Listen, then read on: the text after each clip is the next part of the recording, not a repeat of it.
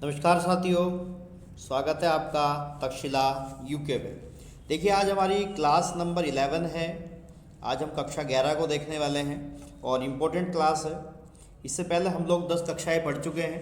यदि आप लोगों ने वो कक्षाएं नहीं देखी हों तो जाकर के प्लेलिस्ट मिल जाएगी चैनल के ऊपर, या मैं उसका लिंक भी आपको शेयर कर दूंगा, तो आप वहां से जो रिमेनिंग कक्षाएं हैं उनको देख सकते हैं। इसके अलावा हमारी कक्षा में जो आपको पीडीएफ मिलती है, आप वो पीडीएफ मेरे टेलीग्राम चैनल से जाकर के अपलोड डाउनलोड कर सकते हैं। वहाँ पर मैं उसकी पीडीएफ प्रोवाइड करवा देता हूँ। साथ ही साथ देखिए दोस्तों, 2026 की पहली क्लास है और आपका बहुत बहुत स्वागत है पहली क्लास में।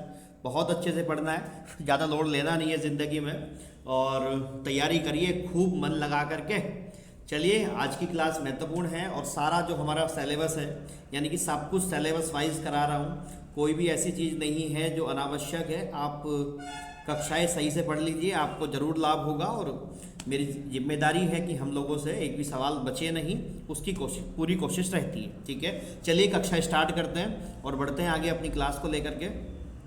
देखिए, आज हम जो पढ़ने वाले हैं वो है नेटवर्क, यानी कि नेटवर्क, जो हम नेटवर्क बोलते हैं, जो कि आपका मेरा खूब मजबूत भी है और आप और मैं मिलके ही नेटवर्क बनाते हैं। ठीक है, अब ध्यान से समझना जरा क्या कहानी है। देखिए नेटवर्क क्या होता है कि एक सेंडर होता है। जैसे मैं यहाँ से कुछ बोल रहा हूँ, एक बीच में माध्यम है, जैसे कि इंटरनेट है, यहाँ हमारे पास यूट्यूब माध्यम है, और आप वहाँ उसको रिसीव कर रहे हैं। तो ये जो पूरा सिस्टम बना, इसी को हम क्या बोलते हैं बच्चे? इसी को हम नेटवर्क कहते हैं। यानी कि जब एक सेंडर और मीडियम के थ्रू किसी भी डेटा का या किसी भी सूचना का जो आदान प्रदान करते हैं, उसको ही हम क्या बोलते हैं? उसको नेटवर्क कहते हैं। ठीक है, यानी कि एक सेंडर होता है और एक रिसीवर होता है। ठीक, ये जो पूरा सिस्टम बना वो नेटवर्क कहलाया।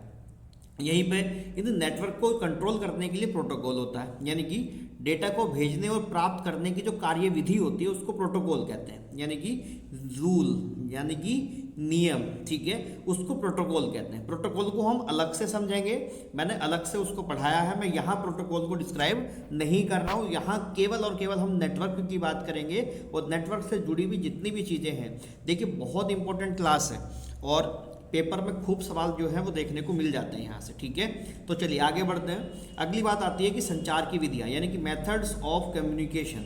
ये क्या होते हैं? संचार की विधियाँ कौन कौन सी होती हैं? अब देखो, एक तो होती है सिंप्लेक्स विधि, एक होती है अर्ध डुप्लेक्स विधि, और एक होती है फुल डुप्लेक्स विधि या डुप्लेक्स विधि बोलते हैं उसको। ठीक है, सिंप्लेक्स विधि में मतलब डेटा एक ही दिशा में संचरण होता है, यानी कि जैसे आप किसी से बात कर रहे हैं। ठीक है, जैसे यहाँ पे मैं बात करूँ तो ये एक तरीके से एक सिंप्लेक्स विधि का ही तरीका है, क्योंकि मैं जो बोल रहा हूँ वही आप सुन रहे हैं, आप मुझे उधर से कुछ बोल नहीं सकते। ठीक है, तो यानी कि डेटा का जो संचरण है वो केवल एक तरफ को हो रहा है, एक दिशा की तरफ होता है ना, मेरी तरफ से आपकी तरफ जा रहा है, जबकि आप मुझे कुछ नहीं बोल सकते। अगर आपको कुछ बोलना है तो आप मुझे कमेंट करोगे, वो एक अलग विषय हो गया। ठीक है, तो यानी कि जहाँ क्या होता है, डेटा एक ही दिशा में संचरण करता है, यानी कि जो सेंडर है बस वो ही भेज रहा होता है डेटा को किसकी तरफ? रिसीवर की तरफ। ठीक है, इसको क्या बोलते हैं? सिंप्लेक्स विधि बोलते हैं। जैसे इसके एग्जांपल है रेडियो टीवी, यानी कि रेडियो है, आप देखते हो ना रेडियो में गाना चल रहा है तो आप केवल सुन पा रहे हैं उसे,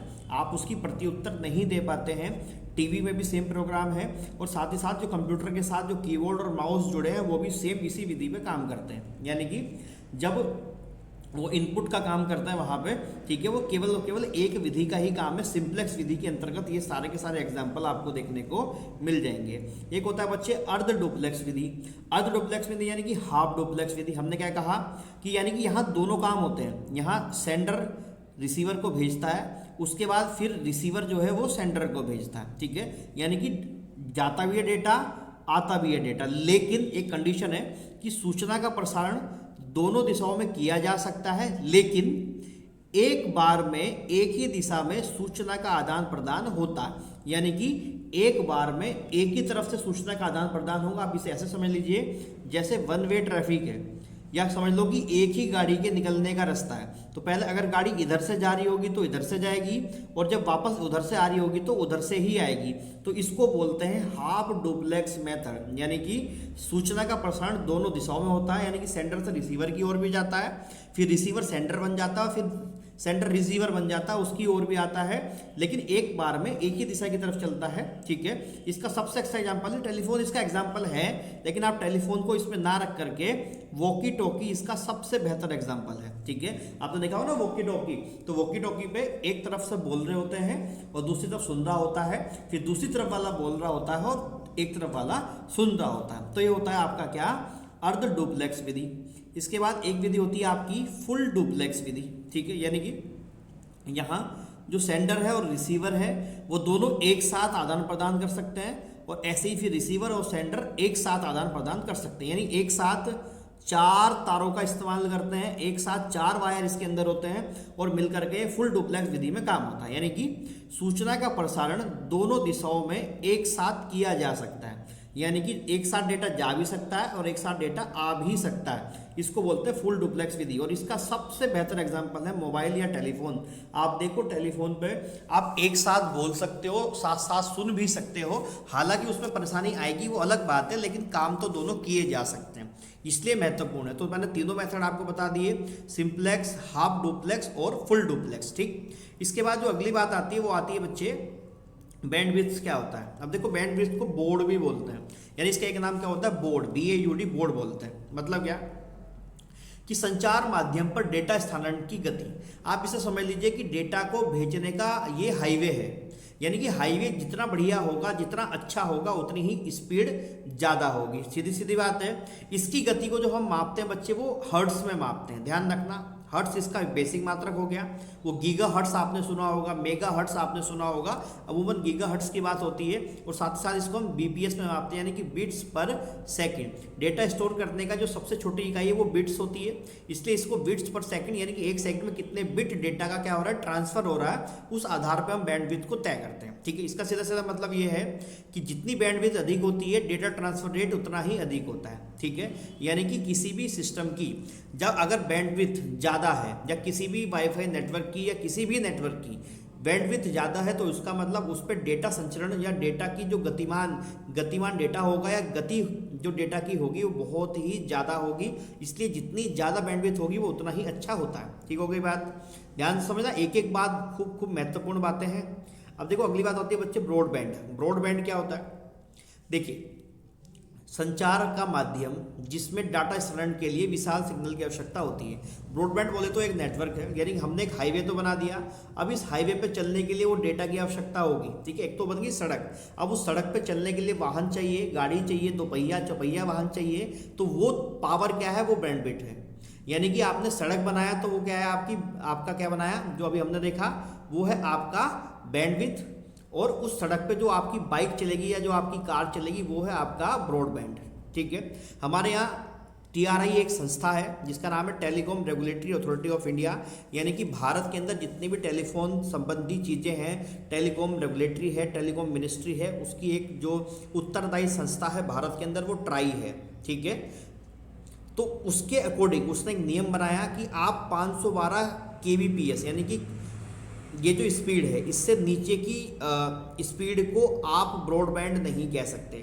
यानी कि ब्रॉडबैंड होने के लिए कम से कम कितनी स्पीड होनी चाहिए, 512 kbps स्पीड होनी चाहिए। इंपॉर्टेंट सवाल हो सकता है, महत्वपूर्ण सवाल हो सकता है, कितनी स्पीड मिनिमम चाहिए होती है। तो ये बात हुई किसकी, ब्रॉडबैंड की। आई थिंक आप समझ रहे होंगे। देखो बच्चों, अगर मान लिया कि आपको कोई भी चीज़ ऐसी लगती है कि समझ में नहीं आ रही है, तो उसके लिए आप एक काम कर सकते हैं, आप उसको कमेंट सेक्शन में ज़रूर डाला करो। ठीक है, साथ ही साथ आप टेलीग्राम पे जरूर ज्वाइन करो, क्योंकि वहाँ भी आप मुझे बात कर सकते हैं, आप टेलीग्राम जरूर ज्वाइन करो। ठीक है, तो उसका भी विशेष रूप से ध्यान रखना आप लोग, क्योंकि देखिए अगर मान लिया कोई भी डाउट बना, आप पढ़ाई कर रहे हो, डाउट बन रहा है, तो उस डाउट को क्लियर करना बहुत ज़रूरी है, वरना वो डाउट आपको कहीं ना कहीं फंसा देगा, आप फंस जाओगे। ठीक है, तो ध्यान रखिए, कोई भी समस्या है तो तुरंत आपको कमेंट करना है और मैसेज करना है, हम उसका जवाब जरूर देंगे आपको। ठीक, उसके बाद देखिए क्लासिफिकेशन ऑफ कंप्यूटर नेटवर्क जब हम करते हैं तो ये 4-5 प्रकार की क्लासिफिकेशन होती है। ठीक है, जैसे होती है जैसे लैन बोले तो लोकल एरिया नेटवर्क, यानी L means local area network, यानी आसपास के एरिया का जो नेटवर्क है उसको हम क्या बोलते हैं, लैन बोलते हैं। यानी इसकी जो रेंज है वो 1 से 10 किलोमीटर के आसपास है।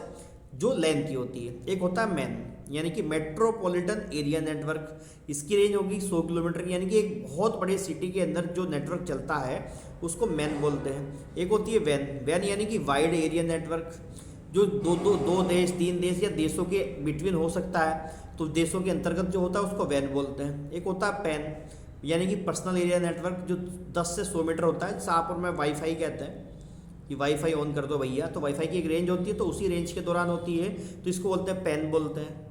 उसके बाद होती है कैन, ये कैम नहीं कैन है, कैन लिखना CAN।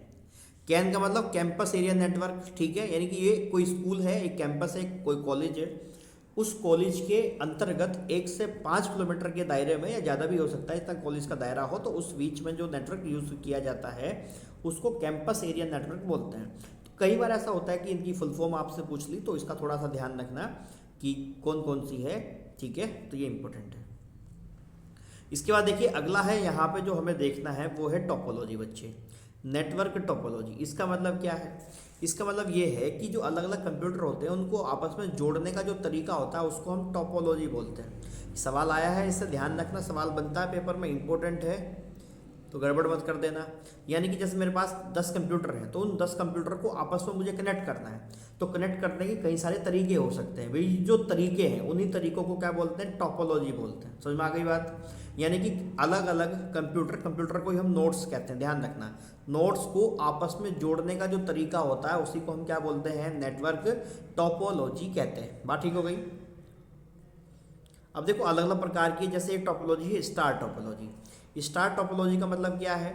इसका मतलब ये है कि इसमें एक होस्ट कंप्यूटर होता है, यानी कि एक मेन सर्वर कंप्यूटर होता है, उससे आपके नोड जुड़े होते हैं। नोड का मतलब जो अन्य कंप्यूटर हैं, जैसे इसमें यहाँ पे 1 जुड़ा है, ये 2 जुड़ा है, ये 3 और ये आपका 4 अन्य कंप्यूटर आपस में जुड़े होते हैं, ठीक है, तो ये स्टार टोपोलॉजी होती है। इसका मतलब क्या है कि दिखने में ऐसा है जैसे स्टार हो, इसलिए इसका नाम क्या पड़ा? Star topology. टोपोलॉजी मतलब उन्हें नोड्स को, जैसे ये नोड्स जुड़े हैं, कंप्यूटर जुड़े, इनको जोड़ने का तरीका, ठीक है, तो ये स्टार टोपोलॉजी। इसमें क्या है कि इसमें ये है कि मान लिया कि ये वायर यहाँ से ख़राब हो जाए, ठीक है, समझना बात को। देखिए हर टोपोलॉजी के कुछ लाभ हैं, कुछ नुकसान है, हालांकि हमें उतना चीज़ें नहीं देखनी है। जैसे मान लिया ये नोड है, यहाँ से टूट जाए तो ये नोड तो बंद हो जाएगी, लेकिन बाकी का जो डेटा है वो इन कंप्यूटर में यहाँ पे चलता रहेगा, ठीक है, तो इसका ये लाभ है। दूसरी बात क्या है, इसका एक नुकसान क्या है? नुकसान इसका ये है, हानि ये है कि यदि होस्ट सर्वर या होस्ट कंप्यूटर खराब हो जाता है तो पूरी ही टोपोलॉजी या पूरा ही सिस्टम क्या पड़ जाएगा? ठप पड़ जाएगा, और वो सही से काम नहीं करेगा, ठीक है, तो ये बात आप ध्यान रखना। दूसरी है बच्चे बस टोपोलॉजी, इंपॉर्टेंट होती है। बस टोपोलॉजी का मतलब इसको हम ब्रॉडकास्ट नेटवर्क भी बोलते हैं, यानी बस टोपोलॉजी का दूसरा नाम क्या है?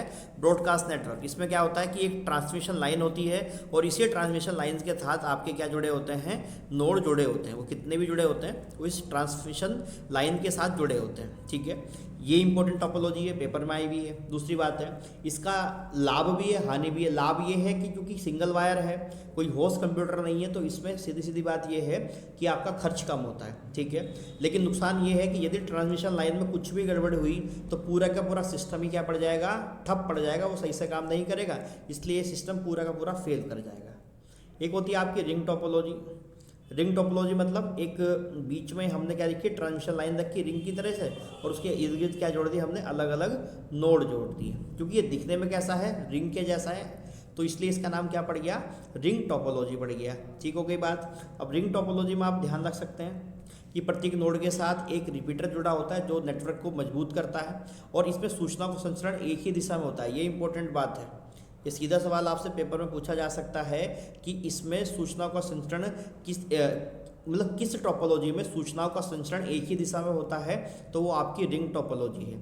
रिंग टोपोलॉजी की अच्छी बात ये है कि ये चलता रहता है और खर्चा कम है, ठीक है, सेंट्रल कोई ऐसा नहीं है। नुकसान ये है कि डेटा एक ही दिशा में चलता है, और साथ ही साथ अगर ये बीच की लाइन अगर ख़राब हुई तो ये फिर इसमें कनेक्टिविटी जो है वो नहीं बन पा रही, तो ये इसका नुकसान है।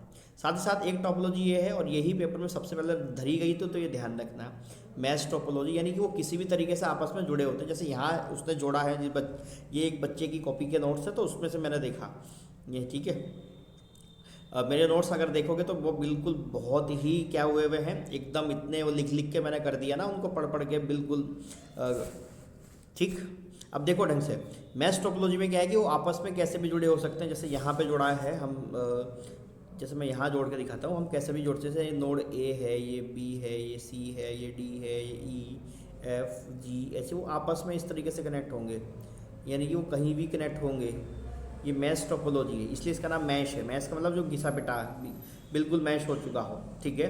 तो ये मैश टोपोलॉजी है और ये पेपर में आई थी आपके, शायद करीब सहायक या किसी भी यूके ट्रिपल एस सी ने पेपर में पूछा गया है मैश टोपोलॉजी। मैं इसके क्वेश्चन आंसर भी कराऊंगा, तो तब ध्यान रखना है, वहाँ पे बताऊंगा एक एक बात को, और तब फिर मैं रेफरेंस भी दूंगा कि देखिए उस क्लास में हमने वहाँ पढ़ा था, उस क्लास में हमने वहाँ पढ़ा था। तो इसलिए सारी क्लासेस देखिए, एक प्रॉपर पहले नोट्स बना लीजिए, उसके बाद MCQ कराऊंगा और फिर देखना कितना मजा आएगा हम लोगों को करने में, है ना। यानी कि इसमें कोई होस्ट या केंद्रीय कंप्यूटर नहीं होता है, बस आप ये ध्यान रख सकते हैं। और ये आपकी मैश टोपोलॉजी, तो मैश टोपोलॉजी, रिंग टोपोलॉजी, बस टोपोलॉजी और साथ में स्टार टोपोलॉजी, ये आपके क्लासिफिकेशन ऑफ कंप्यूटर नेटवर्क, और ये आपके बैंडविड्थ, और ये सब ऑटो डुप्लेक्स, ये सब बातें, ये नेटवर्क। तो ये सब बातें आज हमने पढ़ी और मुझे लगता है कि आपको बात समझ में आई होगी। आप कृपया करके क्लास को सही से देखना, इसके आप क्लासेस बना लेना, अपने नोट्स बना लेना, आपको काम आएंगे। बाकी मैं इनके MCQ भी कराऊंगा, ठीक है। और PDF चाहिए होगी तो टेलीग्राम पे आ जाना, लिंक मिल जाएगा आपको डिस्क्रिप्शन में, या साथ ही साथ आपका कमेंट सेक्शन में मिल जाएगा, ठीक है। तो चलिए फिर मिलेंगे अगली क्लास में, तब तक के लिए बहुत बहुत धन्यवाद है। खूब पढ़ाई करनी है और सारी क्लासेस देख लो जिसने नहीं देखी, ठीक है। क्लास नंबर 11 है, ठीक है। चलिए बहुत बहुत धन्यवाद, बहुत बहुत धन्यवाद।